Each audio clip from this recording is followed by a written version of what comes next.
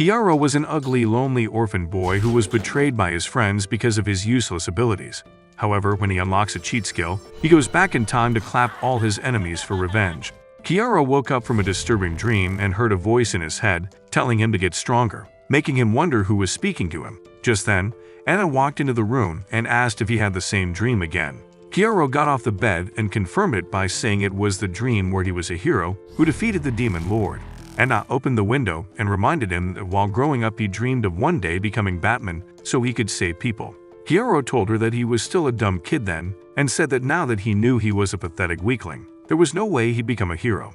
Anna pointed out that his birthday would arrive soon and asked what class he hoped to get, to which Kiaro responded, saying he wouldn't mind getting a high class because that way he could repay her for all the years she spent raising him. Later on, while Kiaro was picking apples, he suddenly saw a vision of a stone and heard a voice telling him to obtain the sight of spirits, making him drop the apple. Suddenly, as though he was being controlled, he walked into the forest and by nightfall, he came across a lake. From the lake emerged a spirit, who introduced herself as the Star Spirit before asking what he desired. Kiaro asked her for the sight of spirits that see all, and the spirit told him that because she was bound by the covenant of old to repay the kindness of his ancestors to her people, she would grant him his wish, so she kissed his right eye, causing it to change from red to green. Kiaro looked into the lake and was immediately transported to a battleground, where a battle between the demon lord and the heroes raged. The heroes threw everything they had at the demon lord, but she eventually got tired of their pathetic attempts to bring her down, so she unleashed her full power, taking them out.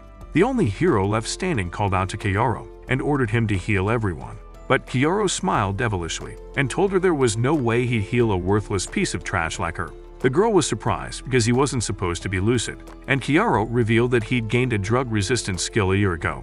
He said he'd been biding his time to get a chance to go against the demon lord himself, and as he charged at the demon lord, the girl told him he was delusional if he thought a miserable low-life healer like him could defeat the powerful demon lord. However, what she didn't know was that by healing countless people, he had managed to imitate their abilities, allowing him to make them his. So, Kiaro fought off the demon lord's attacks while healing himself until he made it to her. Before she disappeared, she told him she wished she'd been able to protect something, and Kiaro assured her that she would get a second chance. After she disappeared, a stone was left in her place, and just as Kiaro took it, he heard the sound of clapping. When he turned around, he saw the pink-haired hero standing and realized she'd taken a hidden healing elixir. The girl told him to hand over the jewel because it was cursed by the demon lord, and said that only a skilled hero like her could handle it. However, Kiaro claimed he knew she planned to use the Philosopher's Stone to dominate the world, and told her that he was going to use its power to heal the world by going back in time.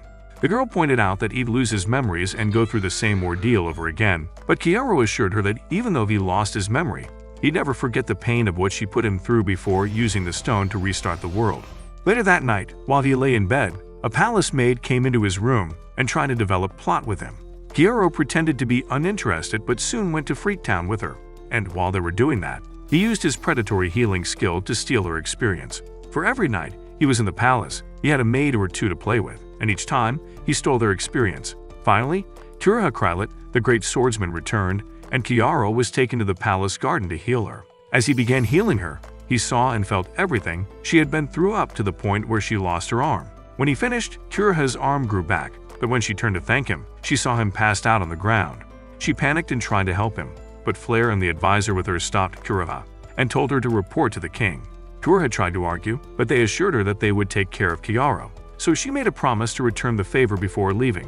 When they were alone, Flair said Kiaro was useless if he fainted whenever he healed someone, but the advisor explained that Kiaro hadn't used normal healing magic like other healers and asked her to give him a chance to study Kiaro to understand his power more. Flair permitted him to do whatever he wanted as long as he could make Kiaro useful to her during battle. But before she left, she said she was disgusted with the idea of having to call a low-born scum like Kiaro a fellow hero. However, Kiaro, who only pretended to be unconscious, was glad that Flair was still the same pretentious conniving bitch she was in their past lives, so he had no problem proceeding with his revenge. Later in Kiaro's room, he told Flair and the advisor that he wasn't going to use his healing powers anymore, as he explained that he didn't want to have to go through all the pain and suffering the person went through just because he was healing them. Flair tried to convince him that healing people would help them save a lot of lives, but Kiaro wasn't willing to listen to her and insisted on having his way. Flair said she wouldn't force him if he didn't want to use his powers and told him to rest for a while before leaving with the advisor. Later in the day, a maid brought Kioro tea and told him Flare had sent it so he could relax, but when he took a sip, he fainted. When he woke up, he was being beaten by Leonard, one of Flare's knights, who told him that he should have done what the princess asked of him. Kioro feigned ignorance and asked what he had done wrong, but Leonard struck him again before calling him a freeloading parasite. Just as Kioro promised not to forget the 28 lashes the bastard had given him, the advisor walked in and scolded Leonard for handling his lab rat without care. He then gave Kioro the first dose of medicine, and from that day forward, Kioro was abused by different people because they wanted to raise the limits of their abilities while they pumped him full of drugs. Flare also came to his cell and made him beg for the drugs like a dog. She kicked his family jewels and told him he deserved nothing more than to be treated as a filthy pig. She then told him that if he wanted more drugs, he had to heal people for her, which he did. However, each time he healed someone, he used imitation healing to make the person's ability his own. For 6 months, he healed people by day and was violated by night.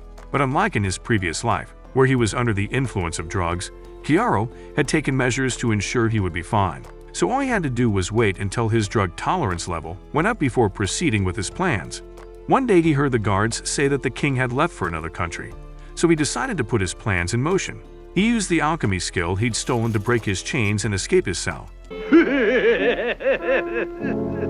When Flare found out that he'd escaped, she became worried, but Leonard came in with a bound Kioro and told her that he had something important to say. Flare asked him to speak, but he told her it was a delicate matter. So she ordered the guards to take Kioro away and told Leonard to come to her room. Inside her room, Leonard took out her guards before he grabbed Flare and tore off her clothes, revealing her plots. As he held her up, he used the technique he'd learned from his master, Avatar Ong, to take away her bending Sori magic. Flare was confused as to why her loyal knight would betray her, so he revealed he wasn't Leonard but Kioro in disguise. Flare couldn't believe she was at the mercy of a low-bred scum, but recognized that she was in no position to make demands, so she tried to reason with him. She told him she had drugged him, so he wouldn't feel the pain each time he used healing, saying it was for his good. However, Kioro told her that she was sick and twisted for allowing him to go through hell, all in the name of helping him, and this made her realize he remembered everything. He said he was going to give her a taste of her own medicine, so he asked if she wanted to play a game and broke the index finger on her left hand, causing her to scream in pain as she promised him wealth, fame, and power, saying he could have it all just like Gold Roger if he spared her life. Kioro broke another finger as he told her that her lies could not sway him and said he was going to break each finger. However, he offered her a deal, saying that if she kept quiet until all her fingers were broken, he'd stop with his revenge. Flare held on to his promise, as she endured the pain of her fingers being broken one at a time, causing Kioro to praise her for being strong-willed, so he decided to heal her fingers. But to her horror, he announced that he would start over. Flare reminded him of his promise to set her free, but Kioro ignored her and broke her finger, causing her to cry out. He then tore off her remaining clothes and threw her on top of her bed. When she noticed he had taken off his clothes, she begged him to stop and tried standing up. Unfortunately, her legs were not working properly, making her fall back on the bed, so Kioro explained that he used corruption healing to turn her legs to yellow. He told her to sit still and take her punishment, but Flare crawled out of the bed as she said she would never allow a lowly peasant to defile her in that manner. Kioro followed her like a lion stalking its prey, saying her words were a turnoff for him, so when she turned around, she came face to face with his shield hero, and Kioro had to use his magic to make his little friend rise. He then went to the fireplace, picked up a poker, put it in the fire, and asked if she'd like it, or if she would prefer his rod instead.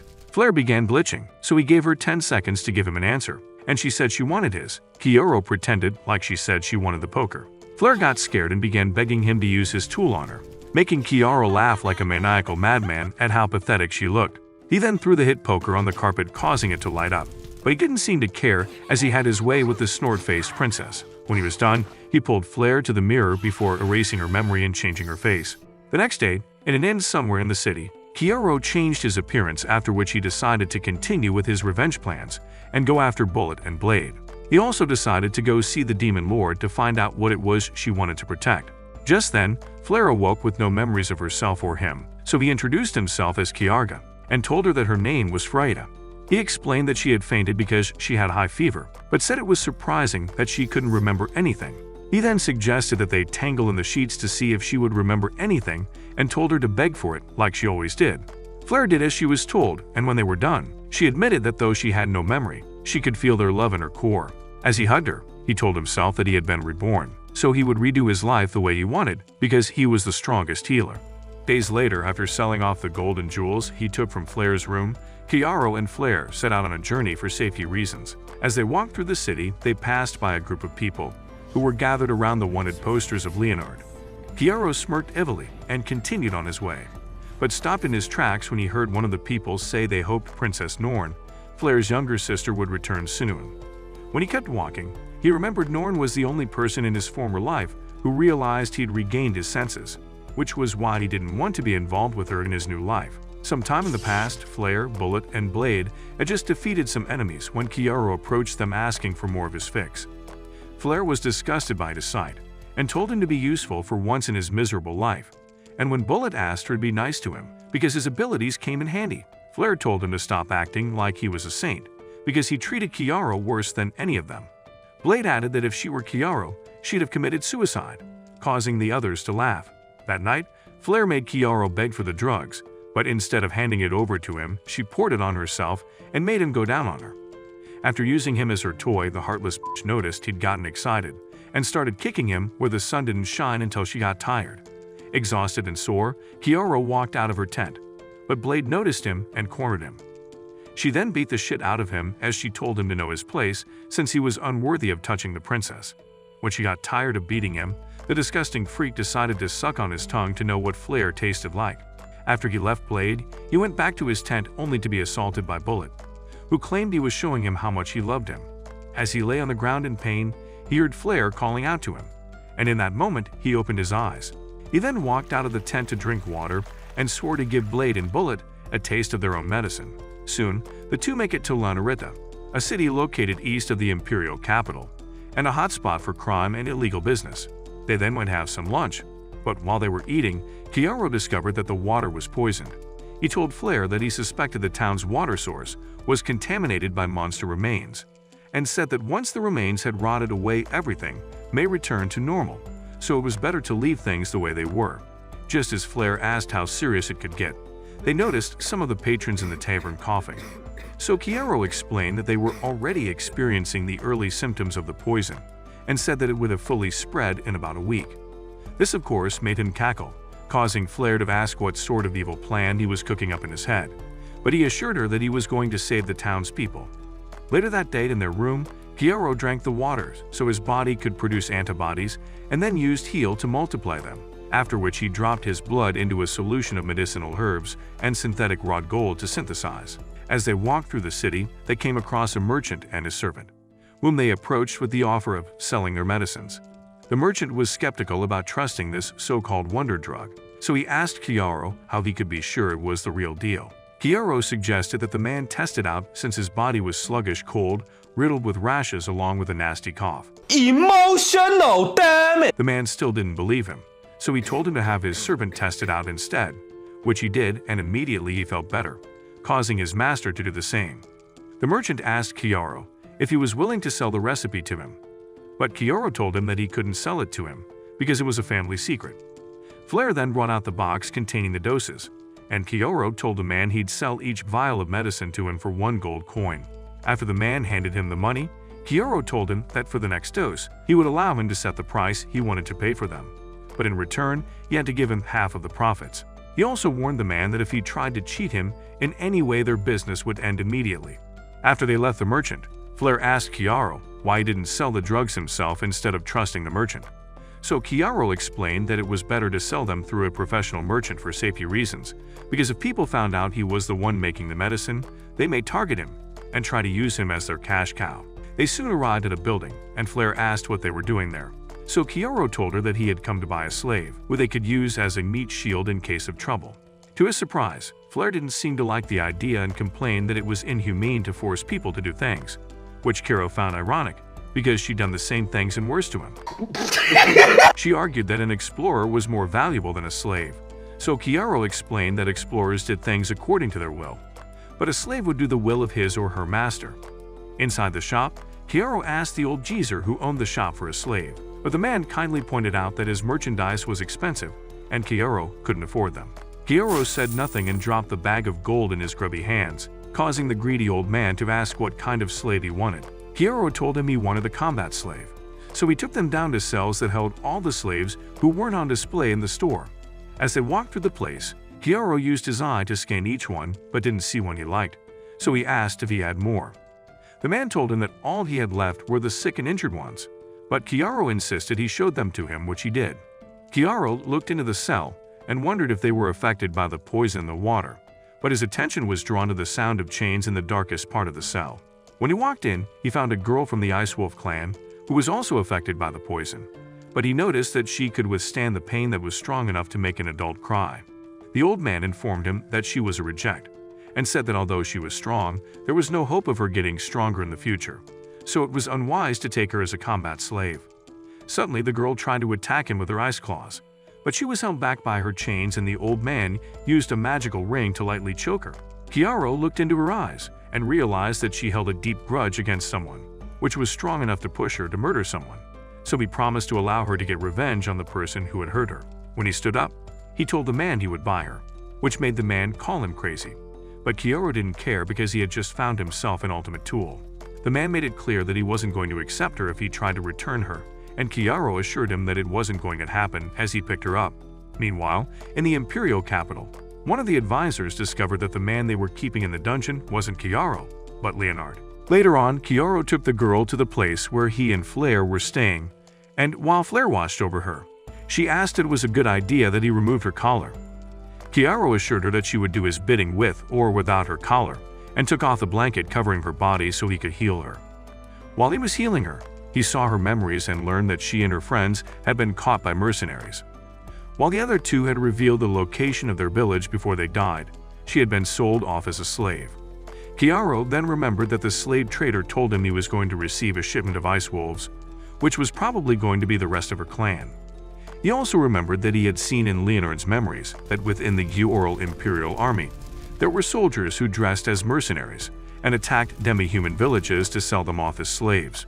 This meant that the people the girl wanted to take revenge on for slaying her friends were from the Uoral Imperial Army, so he decided that making the princess take the lives of her soldiers would be a fun idea. He then proceeded to administer the medicine through his mouth to the girl, making Flair look away shyly. Days later, he supplied the merchant with a second batch of medicine, and while returning home with Flair, he told her that he was surprised the man didn't try to double-cross him. Flair said she was glad the deal went well because they made good money, which they could use to make a modest life for themselves. However, Kiaro told her that they weren't regular people, so that wasn't possible because they were on a mission to save the world. When they got back to their room, the girl was still unconscious, making Flair worried. But Kiaro explained that she was very weak when they bought her, so it might take a while. He then administered the second dose of the medicine, but she woke up and slapped him, thinking he was taking advantage of her. Flair scolded her for doing that, but she argued that he was the one who attacked her first, so Flair explained that Kiaro was making her drink some medicine. The girl called her a liar, but Flair insisted that he had been taking care of her since she was bought, causing Kiaro to smile because he'd intentionally made a show of caring for the girl, so everything could go in his favor. The girl noticed she felt stronger and realized she misunderstood the situation, so she apologized for hitting him. Kiaro told her everything was fine and introduced himself to her, and the girl told him her name was Setsuna. He then asked Flair to buy some food for them, and she left excitedly, saying she'd bring the best so they could celebrate Setsuna's recovery. After she left, Setsuna thanked Kiaro for helping her, and said that an ice wolf always repaid their debts. However, she told him she had no intention of staying and tried to attack him, but Kiaro caught her hand before pinning her to the bed. He then asked if she wasn't curious as to why he had taken off her slave collar before explaining that he was stronger than her. He said he didn't need a collar to make her do his bidding, which made her ask who he was, to which he responded by calling himself a simple alchemist, and informed her that her clan was still safe, but added that soldiers would arrive at her village the next day. He said he knew about her problem and explained that he was powerful enough to make her stronger. So Setsuna told him that if he could make her stronger, she didn't care what she had to do to get it. Kiaro said all she had to do was tell him her true name, which, once he knew, he'd be able to control her as he saw fit. He asked if she was okay with becoming his slave for life, and she said she didn't mind as long as her clan would be saved. Immediately, Kiaro began taking off his clothes as he explained that to make her stronger, he had to use his abilities. He then asked her to choose between forming an alliance with him or giving up, and Setsuna chose to work with him. She then started milking his stick until it blessed her with milk, after which she told him she could feel herself getting stronger. Kyoto told her it was only the beginning and said to make her even stronger she had to develop plot. However, Setsuna became red-faced and admitted that she'd never done anything like that before. Kyoto said she didn't have to do anything if she was scared, but she begged him to give it to her, which he did. Later that night, they watched from a hill as the soldiers whipped some ice wolves to draw out the villagers. Setsuna got angry and tried to attack, but Kyoto stopped her, saying she was playing into their hands. He told her he would thin the crowd to make things easier for her to get her revenge and asked her to wait. Just then, her clan warriors rushed out of the village and the battle between them and the soldiers began. Kyoto took that as a sign to begin his attack, so he put on a mask and announced that he was the hero of the sword. He said he was the blade of justice, who had come to deliver punishment on the individuals attacking innocent demi-humans, after which he jumped to the ground and with one slash, he took out those closest to him. He also used Kuroha's vivid blood petal technique to send the other half to Hades, causing the remaining soldiers to wonder who he was. Kyoto approached the ice wolves and told them that he had come to respond to the cries of Setsuna, a young girl from their clan. He then turned to the soldiers and swore to wet his blade with their blood, right before Flare used her falling star spell on them. Kyoto laughed at the chaos unfolding before him and told Setsuna she could go all out and take her revenge. So Setsuna jumped down and happily clawed off the faces of her enemies, making Kyoto proud of himself. When her clan members saw her, they immediately joined her and took down what was left of the army. Meanwhile, Kyoto noticed Flare waving at him and wondered if the reason she wasn't as cold-hearted and merciless as Freya was because she was away from the toxic environment of the Ural Kingdom. He then decided that he needed to bring down the nation itself because it was full of shit. After the battle, the clan celebrated their victory, and when everyone had retired for the night, Kyoto took Setsuna to the town's water source. He told her that her clan had put the remains of a monster in it, so the poison could make the humans sick as a way of taking revenge on those who kidnapped her. He then asked if he should strengthen the poison so that more humans could die, or if he should let the water flow with medicine to cure the people of their illnesses. Setsuna told him to cure the people because even though she wanted the humans to suffer, she couldn't take pleasure in the suffering of the innocent. After he purified the water, he took Setsuna into the forest, and the two began bumping uglies. Kyoto asked if she enjoyed shredding her enemies to pieces, and she told him yes, but said she felt so numb that she cried. He asked if she regretted it, and she told him she didn't because she would gladly do it again. She said unaliving people with poison was unimpressive, so she was going to do it with her claws instead, and this made Kyoto glad because he just found his Harley Quinn, and Setsuna finally revealed her true name to him, making her his completely. While she slept, Kyoto promised to spoil her until death did them part. Back in the Imperial, the king charged Leonard with finding and bringing Kyoto to book for slaying his daughter. Days after the failed attack on the Ice Wolf village, Kuroha was walking through the training grounds when she overheard some soldiers talking about it, and one of them said that someone claiming to be a hero of the sword attacked them using Kuroha's sword technique. Meanwhile, Flare and Setsuna were playing in the river while Kyoto watched as the two baddies gave him a show, causing him to get excited and join them. He grabbed Setsuna first, surprising her that he was bold enough to get his freak on out in the open. He called Flare over, and together they brought Setsuna to heaven, leaving her flushed as she admitted she liked Kyoto's sausage more. Flare then shyly begged Kyoto to take her to paradise, just as he had done for Setsuna. Yeah, boy. Later on, they went back into the city to deliver the last batch of medicine, but on their way, they were stopped by a beggar who had the balls to ask Kyoto to thought he could pull a fast one on them and addressed him by his real name, surprising him. Although Goldman looked like he was about to hit a brick, he demanded that Kyoto tell him the recipe for the medicine because he had business partners that were interested in manufacturing the medicine on a larger scale. Kyoto then asked how many mannequins he'd be able to make out of his men if he took them on. However, Goldman told Kyoto not to be foolish because even though he was strong, there was no way. The girls tried to tell him that they would fight with him, but Kyoto cut them off and told Goldman that the girls were his weapons, so even if he had to sacrifice them to take his men out, he would. However, he wasn't interested in breaking his hard-earned weapons, so he agreed to sell the recipe for 500 gold pieces. On their way home, the girls voiced their displeasure with Kyoto for selling off his recipe, but he laughed and told them that without the antibodies, it wouldn't know he followed the recipe. He said Goldman was the one on the losing end because he lost 500 gold coins and his associates would meet a terrible fate. Just as the girls were praising him for his smart thinking, Kuroha suddenly attacked him, but he was able to block in time, so she only managed to give him a cut on his cheek. Kuroha said only members of her family could use his sword and asked who he was, but Kiaro said she had mistaken him for someone else. She told him he was the masked man who attacked the soldiers of the Giro kingdom, so he had to die for his treachery. When Kiaro said nothing, she explained that a group of soldiers sent to protect an ice wolf village were attacked by someone using a krylet sword, so she couldn't allow him to drag her family's pride through the mud. Setsuna took off her hood as she defended Kiaro, saying he had been the one to save her clan when the soldiers attacked them. And Flare backed her up, saying the soldiers intended to sell the villagers off as slaves. So Kiaro told her that if she let him go, he let the cat out of the bag, but she took out her second sword and charged at him. She told him that his plans to wear hurt him. She also told her they had worked together to protect the Ice Wolf village from the soldiers and were on a journey to save the world. Kuroha told her she always believed she was fighting for the good of the kingdom and didn't realize she was aiding murders.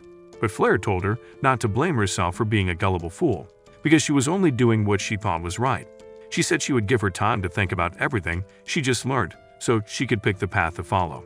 When Flare left, Kiaro seemed pleased with how well she delivered the Oscar-worthy performance and convinced Kuroha to buy their story. Meanwhile, Kuroha was still in a daze, but approached turned to face her. She told him she wanted to make amends right before she kissed him deeply, not realizing he'd opened a bottle of aphrodisiac, which was responsible for her heightened hormonal state. Soon after, they moved to the bed and started developing plot, after which Kiaro told himself that she had given in and would do whatever he wanted. Meanwhile, Leonard and his soldiers had gone to Kiaro's village to round up all the villagers as part of his plan to get revenge on him for ruining his life. The next morning, while they were having breakfast, Kuroha, who had become sausage whipped overnight, couldn't help but stick to Kiaro until he pointed out that clingy girls were a turnoff. Just then, they heard an announcement outside, so they all went to the window to listen properly. Kiaro noticed the prisoners the soldiers were parading were from his village, as they announced that anyone with information regarding Kiaro should come forward. After the announcement, Kiaro asked Kuroha to gather information regarding the villagers for him and kissed her before she left, surprising the other girls. Meanwhile, Leonard was fuming in his office because he had received news regarding Kiaro, even though his guts told him that he was hiding in the town somewhere. He then recalled how he'd burned his right eye, because he was sick of seeing the face of the man he blamed for his rotten luck. Back in the present, he pulled off the bandage covering his eye as he screamed like an untrained monkey, while Anna lay behind him, unmoving. Later in the day, Kuroha informed Kiaro that because he was accused of joining a cult, the villagers were attacked and were being treated the same way. But simply, Kiaro smiled as he praised Leonard for having functioning brain cells to come up with such an elaborate plan to draw him out. When Setsuna noticed his expression, she asked why he looked happy, so he explained that he was smiling through sadness and anger. He then told Kuroha to keep gathering information and said he was going to see Leonard after he changed his face to that of the drunken soldier who tried to buy Setsuna from him. From his hiding place in an alley, Kiaro scanned the villagers and discovered that Anna wasn't among them, so he grabbed one of the soldiers. When the soldier saw his face, he relaxed, and Kiaro used the information he got from reading the drunkard's memories to speak with him.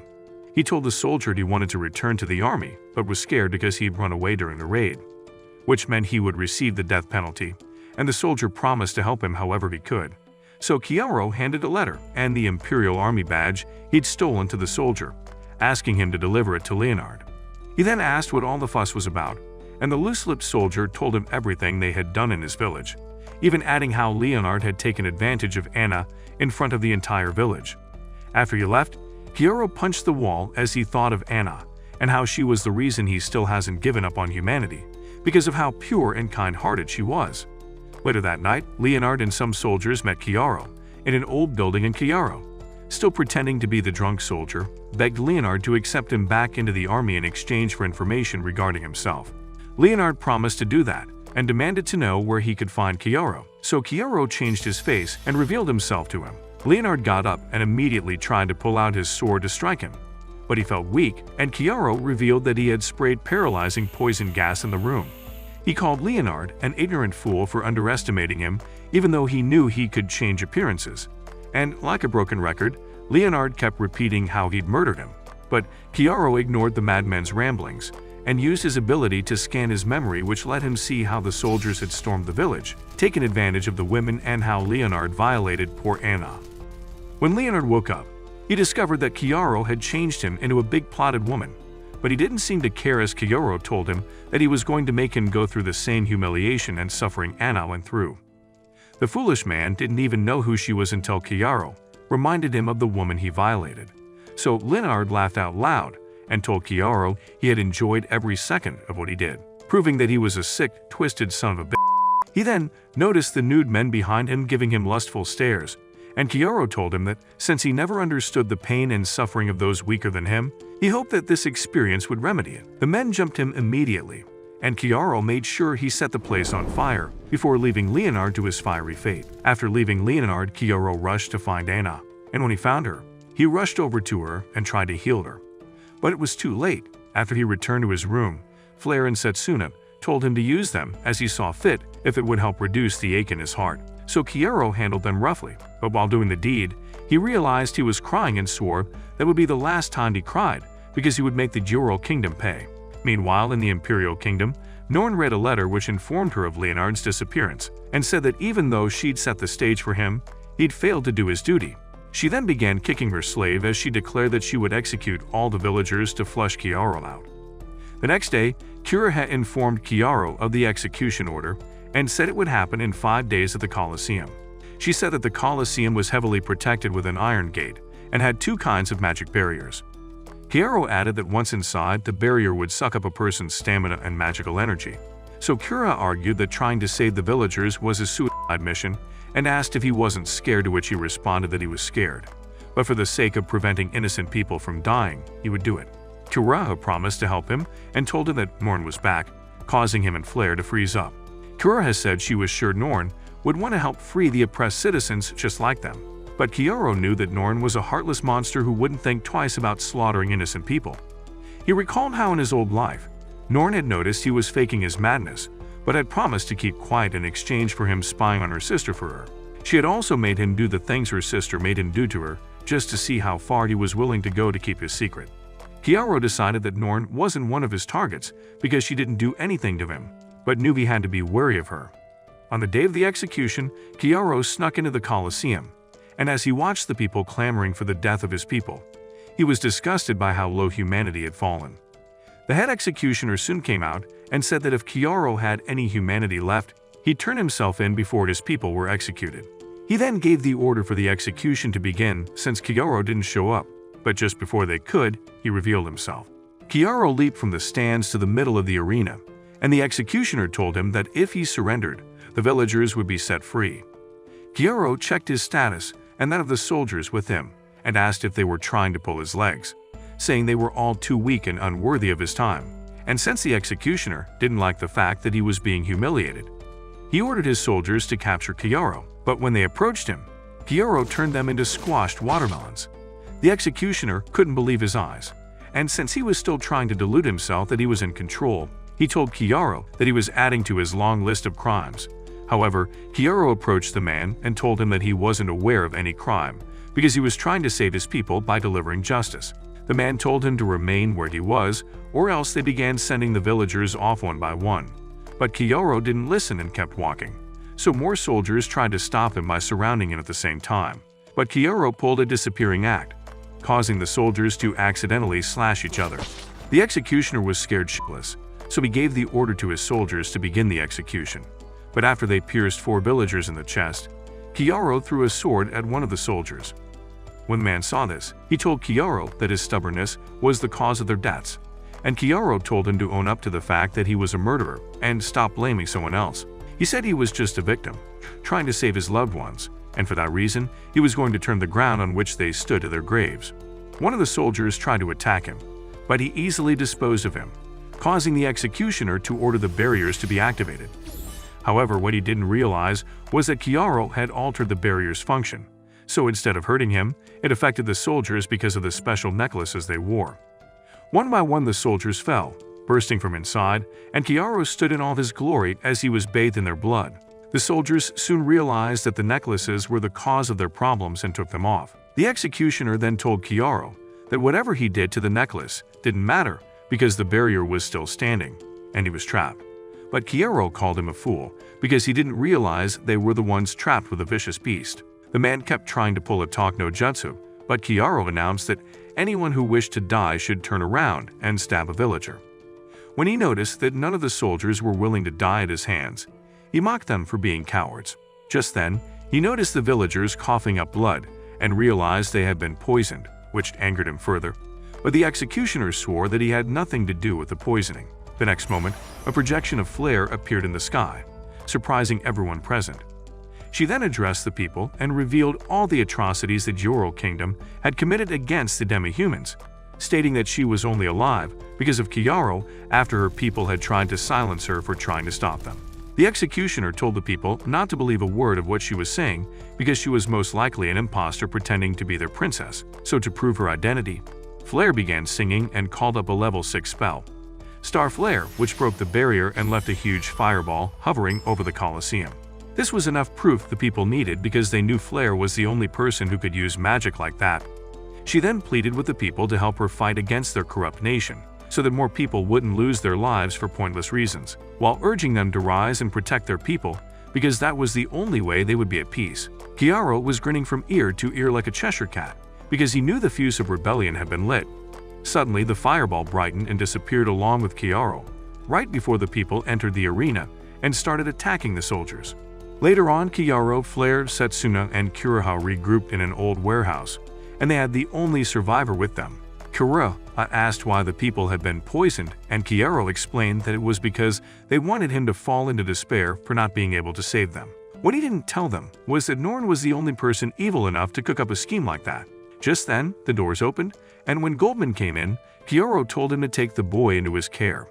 Goldman told Chiaro that he was an enigma because even though he acted ruthless, he was as soft as a teddy bear on the inside. However, Chiaro told him not to delude himself because the only reason he was still alive was because he found him useful. He then warned Goldman that once the boy regained consciousness, he would blame him for his misfortune, but he was not to try and change the boy's mind in any way. Goldman pointed out that the boy might decide to come after him someday, and Chiaro said he didn't mind, as the hatred the boy would feel would be the thing to help him recover from the pain of losing it all. A while later, Kuroha bid Chiaro and the girls farewell at the city gates and informed them that the Imperial Army was planning a large-scale expedition to the city of Branica. She told them it would be dangerous, so they should avoid going there, and added that Norn was going to be the commander in charge, while Chiaro told the girls that Branica was their next destination. Kuroha asked if he had a death wish, but Chiaro assured her that he had a plan and asked her to continue gathering information. As they began their journey, Chiaro told himself that in his former life, Norn never led an expedition to Branica, which meant history was changing. Setsuna called his attention by asking what kind of city Branica was, so he explained that it was a place where magical creatures and humans coexisted. He further explained that magical beings were those who could control demons, and Setsuna pointed out that humans were also magical beings because they controlled demi-humans. Flare then asked why they were going to the city when he knew it was dangerous, so he told her that there was someone there he wanted to see. Meanwhile, in the imperial capital, Norn complained since her incompetent soldiers had failed to capture Chiaro in Lanarita.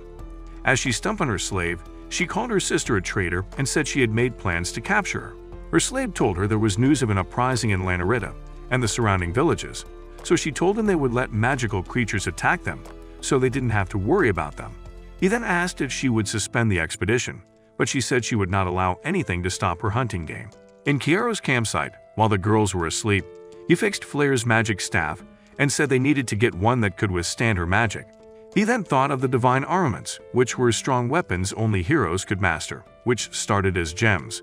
But the moment a hero made a pact with it, it took on the form of a weapon suitable for the hero. There were only 3 of those gemstones, and since he wasn't able to acquire one in his former life, he was determined to get one in his present life, while also wondering what form the gemstone would take once he formed a contract with it. The next day, they arrived at the city, and the girls were in awe at how everyone related to one another. Chiaro explained that years ago, the Yoro Kingdom was at risk of an invasion by demonic beings, so they took a defensive stance and abandoned Branica, which was only a national border at the time. However, the city survived and became a place where people and demons coexisted. They went to a pub, and while they sat to eat with other patrons, Chiaro asked them how they were able to live in peace with each other. They told him that after the kingdom abandoned the city years ago, the feudal lord in charge at that time negotiated a risky deal with the demons. Chiaro was surprised that the demons agreed to the deal, So the man explained that at first they were skeptical, but as time went on, they learned to live in peace and harmony. Their conversation was soon disturbed by a waitress, who added another patron to their table. But when the person took off their hood, Kiaro recognized her as the Demon Lord, although she was younger and had a different hair color than he remembered. When he used his eye to check her status, he discovered she was a Demon Lord candidate, which wasn't surprising because of how much power she possessed. While they ate, his table members told him that because of the Demon Lord, all the demons stayed in line. However, they had never set eyes on him. But Kiaro told them that he had seen the Demon Lord, and she was a cute girl. They laughed at him when he pointed at the girl, saying she was the person he was referring to. And when the girl asked if he was high on drugs or just drunk, Kiaro told her she looked like the Demon Lord he met years ago. He then offered her some of their food, and while they ate, he revealed that the Demon Lord he knew had silver hair, red eyes, and black wings. His table members told him that it wasn't possible because the current Demon Lord had ordered the annihilation of the Blackwing tribe. They told him that there was a bounty on their heads and that if one were to show up, everyone would scramble to capture them. When the girl stood to leave, Kiaro told her it was rude to dine and dash without telling him her name. So the girl told him that his undeniable reason wasn't enough reason for her to give him her name. Kiaro then warned her to be careful because she was about to be attacked and told her to make sure she didn't end up dead. Suddenly, Flare and Setsuna got up to create barriers using magic and ice as a window exploded. Kiaro looked around and noticed that while Flare and Setsuna had barely managed to create barriers, the girl had done hers with ease. He then told her that the explosion was most likely a diversion and noticed that she'd been shot with a paralyzing poison arrow. He then drew her attention to the demons at the foot of the stairs and asked her if she wanted him to save her, making her realize she was screwed, so she begged him to save her before passing out. Kiaro faced the approaching demons and told them that he was going to protect her. However, they didn't think a scrawny-looking human like him stood a chance against all three of them. One of them charged at him, but Kiaro didn't even bat an eye as he took him out and used him to break the wall, which he and the girls escaped from. As they ran, he healed the girl and was able to access her memory, which made him conclude that things were going to be fun. They took her to an abandoned building, and Kiaro told Flare and Setsuna to stand guard while he spoke with the girl. The girl asked what his goal was, and he said he had met a black-winged demon lord, so he wanted to make sure he spoke with her. The girl said that even if that were true, the last black-winged demon lord had been alive a long time ago, and unless he was Count Dracula, there was no way he knew him. Kiaro told her that he wasn't speaking about the past but the future, and explained that in 4 years' time, she would become the demon lord. She told him there was no way he could know that, so he revealed that he was the hero of recovery, causing the girl to fly up and take a defensive stance. When he referred to her as Eve Rise, she was surprised, but he told her that he wasn't interested in fighting her and asked her to listen to what he had to say and decide on what course of action to take. He explained that the reason the Demon Lord ordered her people to be slaughtered was because he feared their power, and since she was a Demon Lord candidate, she would fetch a high prize. He explained that becoming the Demon Lord would be convenient for him, so he was willing to protect her. Eve refused his offer and tried to leave, but he stopped her by saying if it weren't for him, she'd be dead. He said she could not defend herself and pointed out that the only thing she'd achieved by leaving was heavy wings. Eve looked surprised, and he told her that he knew the souls of her dead people were in her wings, while adding that if she stayed with him, she would get the chance to get revenge for her people.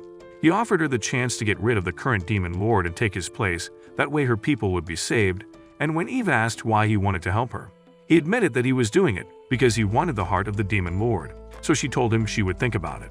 The next morning, she woke up to the sight of uncensored hentai, and Kiaro shamelessly told her not to mind them because it was their daily routine.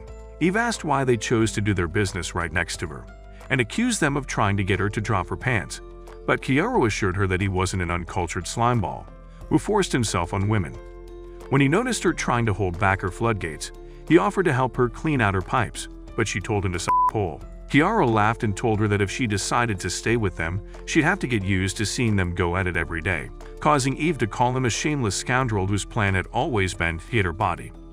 He told her to stop acting like a poorly written sundeer, but she argued that she was a grown-ass woman. So Kiaro approached her and asked her to prove it, causing her to fall and come face to face with his swinging pipe. And when he touched her thighs, she screamed out calling for her mother. After their morning exercise, they sat down to eat and Kiaro told Eve that her mother would be disappointed in her.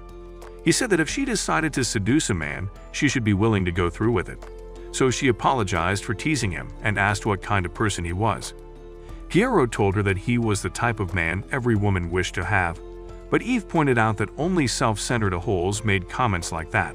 He told her not to knock it until she tried it and told her to eat, because he noticed she wasn't eating like the rest. Eve took a bite and started crying, making Kiaro ask if his food was so disgusting it made her cry. However, she claimed that it's been a while since she ate a good meal, so she felt a bit emotional. While they ate, he brought up his proposal about them working together to take down the Demon Lord. He told her that after she became the Demon Lord, she would negotiate peace between the humans and demons. And when Eve asked why he was trying to end the war, he explained that the Gioro Kingdom started the war as a means to make profits. He said their selfish desires had brought so much pain and suffering to innocent people, and he wanted all of that to end. Eve agreed with him and told him she would work with him, but asked him again just to be sure that he wasn't doing all of that to get in her pants. Kiaro assured her that he wasn't a stupid simp, would risk everything for some extra plot development. While Flare and Setsuna cleaned up after their meal, Kiaro and Eve went outside to talk, and there he explained that as a descendant of the former Demon Lord, Eve had the power to control demons and asked which demon she could control. Eve told him it wasn't a demon but a god, so he asked which god it was, and she told him it was Caladrius, the divine bird of fatal disease, causing Kiaro to recall that there were stories about the god who could both end and spread diseases. He told her they had to head out to see him, but he told him it was a suicide mission and explained that she had to pass through trials to get to him. She said that they would have to face countless diseases, and he reminded her that he was a healer, so no illness was too strong for him. He revealed that the odds were in his favor, so Eve told him that one of the conditions was that she made a trip around the planet, and Kiaro told her that he would help. He then turned to Setsuna and Flare, who just joined them and asked them to watch over Eve while he went into town. Eve pointed out that the thugs who were after him would recognize him, so he changed his appearance and assured her that he'd be fine. When he left, he arrived at the pub to find people gathered and accessing the damage. Suddenly, there was a commotion, and when he turned around, he saw one of the demons from the night before charging his way on a large bull. He jumped out of the way and told the demon he was after the wrong guy, but the demon told him that even though he changed his face, he couldn't change his scent. So Kiaro threw a knife at the bull, causing it to scream and run off. When he returned home, he gave the girls new clothes and food, and told Setsuna that she would help him track down the demon that attacked him earlier. Flare then told the girls to change out of their clothes so she could wash them, but when Eve noticed they were stripping right in front of Kiaro, she called them shameless exhibitionists. The girls assured her that it was normal for them to do so, and when Kiaro took off his clothes, they joined him. Before she could protest, the hormone-controlled freaks began developing plot, and Kiaro told her to go into another room if she felt uncomfortable. When night came, Setsuna tracked down the demons to a campsite in the forest and Kiaro threw a bottle of aphrodisiac on the ball. The animal immediately ran into the tent like it was possessed and chased the demon out before it collapsed on him. When Kiaro noticed the other demons approaching, he told Setsuna to take them out. After beating them up, they threw them into a ditch and Kiaro made Setsuna ice the side so they couldn't crawl out. When they woke up, he promised to let them go if they told him who else was after Eve. So they told him they were the only ones and begged him to set them free. He told them that he'd leave them in the ditch for 2 weeks so they could reflect on the importance of food since they had wrecked the pub the previous night. One of the demons argued that they would starve to death, but he told them that if they got hungry, they could always eat the bull, that is if it didn't eat them first. The next day, he took Flare to buy a new staff, and when he asked her to try it out, he noticed it had a problem, so he took it and fixed it. When she tried using it again, she told him it was much better because her magic flowed through it easily. The merchant was so impressed that he offered to pay Kiaro to fix the 2 he had left, which he agreed to do. When he was done, the merchant gave him half his money back and gave him a mithril sword as a bonus. However, they heard a commotion, and when they looked outside, they saw people running towards a particular area. So he told Flare to return to the inn and went to check it out only to discover that Norn and her army had arrived, and they had brought Blade along with them. He also noticed Hawkeye, another hero, and immediately took off running. As he ran, he scolded himself for being so lost in his rage that he didn't notice Hawkeye and almost got in trouble. However, his resolve to send Blade to hell remained, so he promised to get revenge. Days later, Kiaro and the girls had lunch with Carmen, the merchant who sold Flare's staff to them to discuss a deal. He offered to sell healing power boosters and stamina reviving potions to him so he could make money on the side while he was in town. Carmen assured him that they would sell like hotcakes since everyone was taking precautions because of Norn and her army. Kiara warned him not to get greedy because he needed to be prepared to flee at any time since the city could become a battlefield. Carmen in return told him to be cautious and said that one of his female customers was abused by Blade. It explained that because she was a hero, she was untouchable, which was why everyone avoided going close to the feudal lord's estate. Carmen also said that Blade usually went to a bar near the estate and people have been avoiding it like a plague, making Kiara wonder if he should use Flare as bait, but decided against it because he remembered Blade had an unhealthy obsession with her in the past, so she might discover her true identity. He then considered using the other girls, but as he lay in bed with them that night he decided that they were his precious toys, and decided to find another way. The next morning, he asked Flare to put some makeup on him, and she was more than excited to help him bring out his Bond clay. He told her to calm down before changing his appearance to that of a girl, shocking the three girls into silence. Flare and Setsuna ran to hug him as Eve wondered what kind of crazy people she had gotten mixed up with. After they dressed him up, he left the inn and headed to the bar, but he was stopped by some uncultured men, who tried to take advantage of him. Kiara told them to take their ugly selves and their mini Excaliburs elsewhere, but they laughed and promised to show him a good time, so he had no choice but to beat the shit out of them. He then continued on his way to the bar, and while he was there, Blade came in and immediately took notice of him. She approached him and then both of them started a conversation, but after a while Kiara told Blade he was going home. She ordered another drink, which she slipped a powdered substance in and asked him to drink it, but Kiara refused, saying he'd had enough, but she drank and kissed him. He pushed her away but suddenly started feeling dizzy, and before he knew it he passed out. Blade took his body and began making her way home, but she was almost attacked by the father of one of the girls she'd molested. The man said he'd make her pay for hurting his daughter and tried to attack her again, but she threw Kiara at him without thinking. Kiara kicked the man into a corner and turned to face Blade, who was impressed that her drug did not affect him. She demanded to know who he was as she pulled out her sword, but Kiara dodged her attack and slapped her. She got angry that he touched her face, so she swore to pay him back as her sword started glowing, making him realize it was the Holy Blade Ragnarok, which heightened the physical ability and strengthened the healing ability of its wielder. He knew that in that state she was unbeatable, but tried his best to fight her off. When they fought, he threw a poison needle at her, but her sword healed her, and she charged at him again. She picked him up by his throat, asking who he was and squeezed until he passed out from the lack of oxygen. When he woke up, he discovered that his hands and legs were bound to the bed, and as he struggled to get free, Blade told him it was pointless. She approached the bed and promised to show him why men would soon become useless to women. She kissed and tried to get freaky with him, but to her horror, she discovered that he had a rather large pipe. Blade backed away in disgust, and as she puked her guts out, allowing Kiara to free himself, and when she turned to face him, he used a poison blade to cut her. She tried to reach for her sword, but the poison was already making her weak, so Kiara happily revealed that he was a man.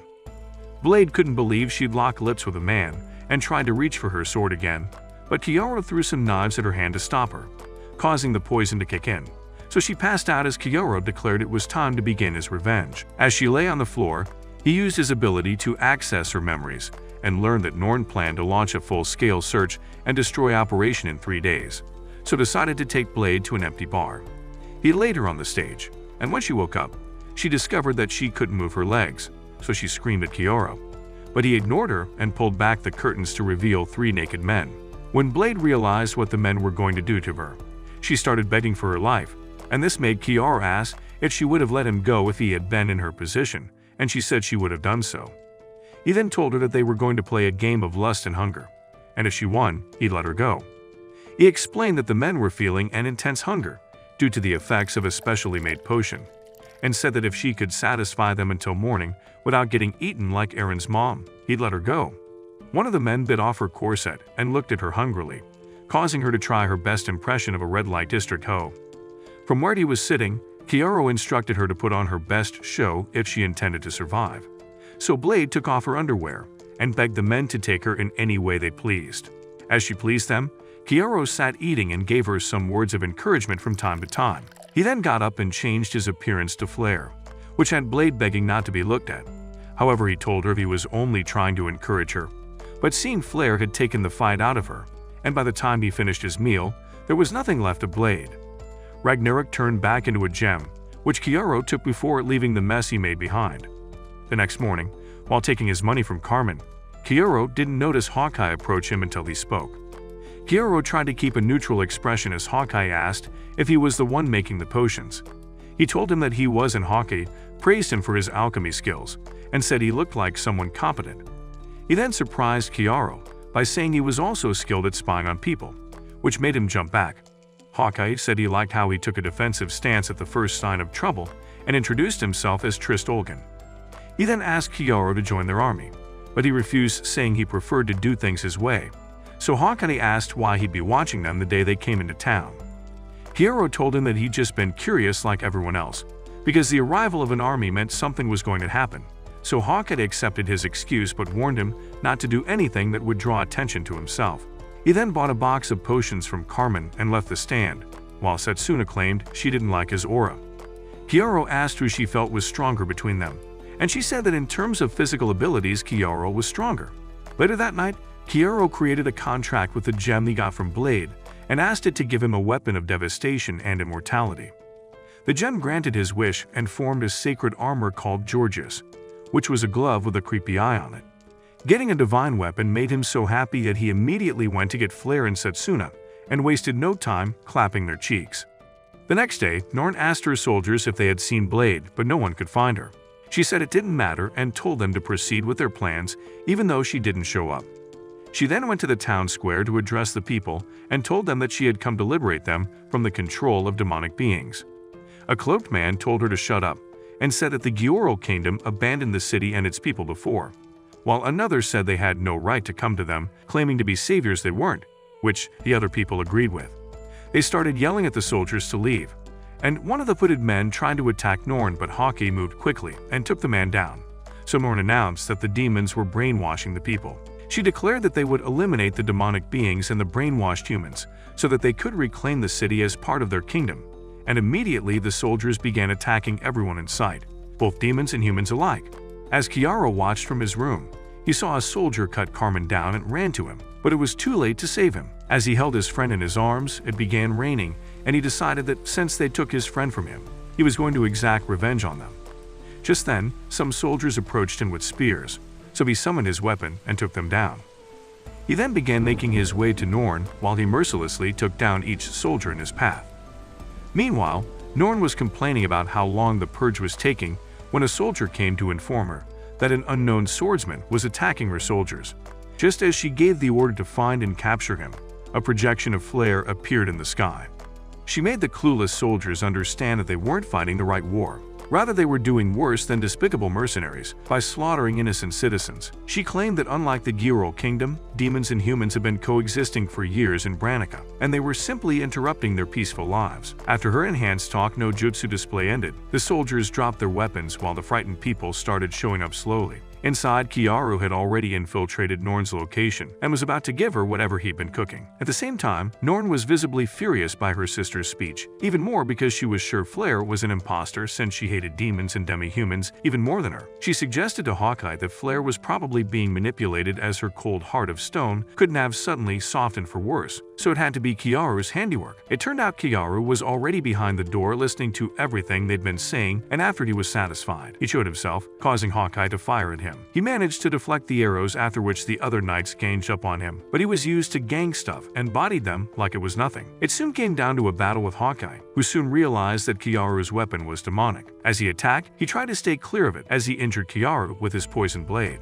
Unfortunately, Kiaru healed himself effortlessly before continuing the battle again with him, taking the offensive and using reverse healing to defeat Hawkeye. With the old man out of the way, Kiaru announced that he was a prince, but since it wasn't a Disney show, he hit her stomach to knock her out. She soon woke up to find herself half-clothed and bounded by chains, which had her screaming as it wasn't her kink. He told her not to waste her energy since they were in a special underground basement, and went on about how he wanted to take his time to avenge his best friend and his village that she destroyed. Still, the scum princess said she'd kill demons even in hell, and this got Kiaru fuming so much that he beat the hell out of her until she begged him to stop. This had him switching up gears from hitting to strangling only for him to stop, as he didn't want his plaything to die so soon. He wanted to give her a chance, so he suggested a game, but with a condition that if she loses, he'll give her to the angry citizens to pour their anger on. Immediately she agreed. Flare made an entrance dressed as a dog who was going to play fetch, but not with balls, and all Norn had to do was stop her floodgates from opening while Flare did her thing. She realized what was about to go down and called him a deranged lunatic. But this was more than a compliment, as he ordered Flare to begin the show, which she happily obliged.